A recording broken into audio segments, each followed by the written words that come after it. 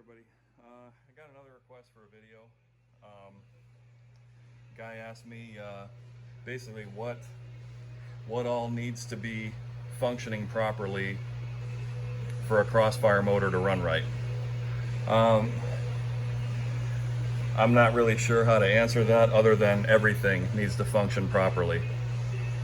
This was a very, very early attempt at electronic fuel injection. They're very, very sensitive to vacuum leaks. Very sensitive to vacuum leaks. Your main spots for vacuum leaks are obviously, your throttle body mounting bolts, and also this upper plenum plate that goes around that your throttle bodies actually bolt to. That's a they're very notorious for vacuum leaks on that plate. The reason for that, and the place they usually blow out, is right here next to the EGR valve, just because of the heat. I used when I ported my base, I used a Felpro gasket kit, regular run-of-the-mill everyday gasket kit, and when I did my plenum plate, my top plate, I coated the gasket in that brown Indian head shellac sealant, which seems to be holding up pretty good. Probably about once every other month or so, I'll check the torque of the intake bolts, the top plate bolts, and they're always tight. A good way to test for vacuum leaks on not only these but on any internal combustion engine is if you think you may have a vacuum leak, short of any of your 90 pounds of spaghetti vacuum lines on these early 80s cars.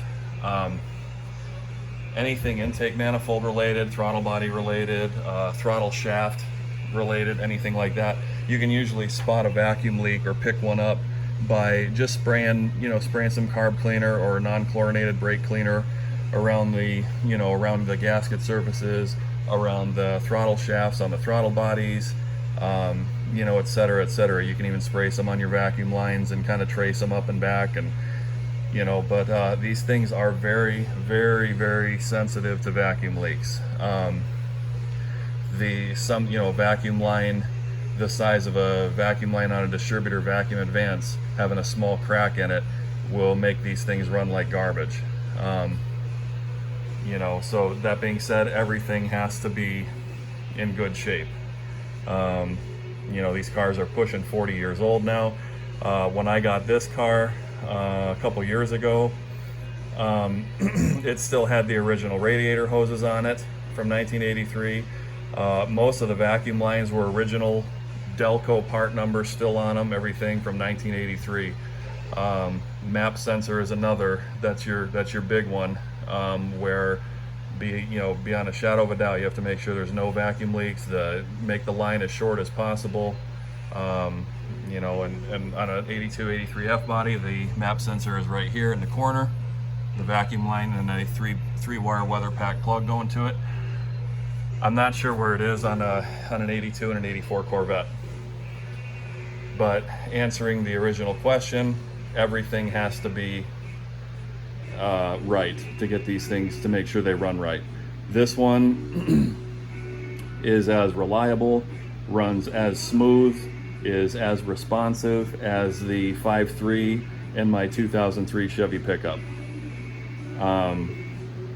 Pulls a solid 21 inches of mercury for vacuum at an idle, and that's with 1.6 rockers, and but I went all through everything and made sure that that was step one, make sure I had no vacuum leaks. Step two, make sure your throttle bodies are properly synchronized and balanced.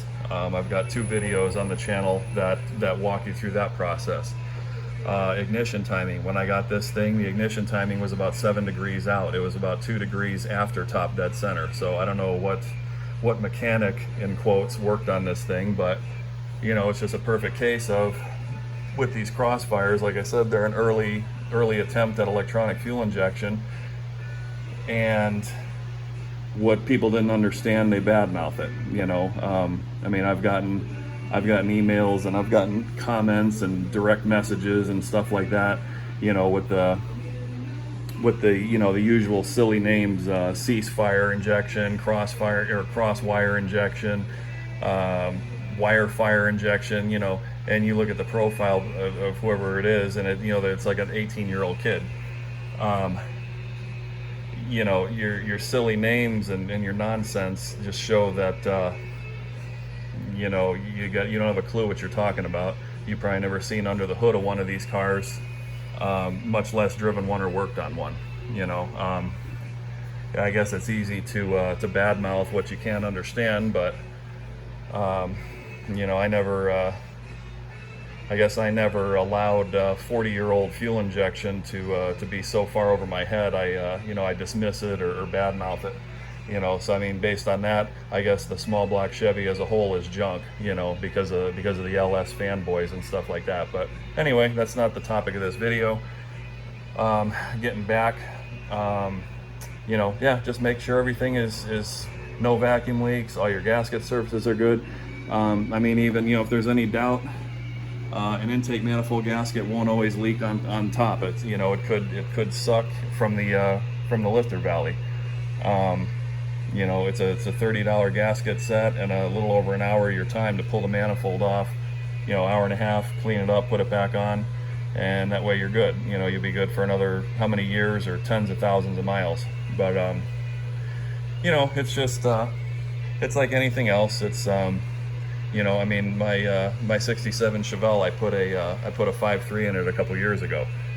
Same thing, you know, check for vacuum leaks, check for anything. You know, it's just common sense stuff, typical everyday stuff that, you know, that you should check over on any older car, let alone one that's pushing 40 years old like this.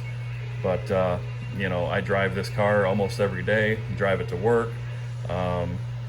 you know, and like I said, it runs as good, as smooth, and as responsive as my '03 Chevy pickup.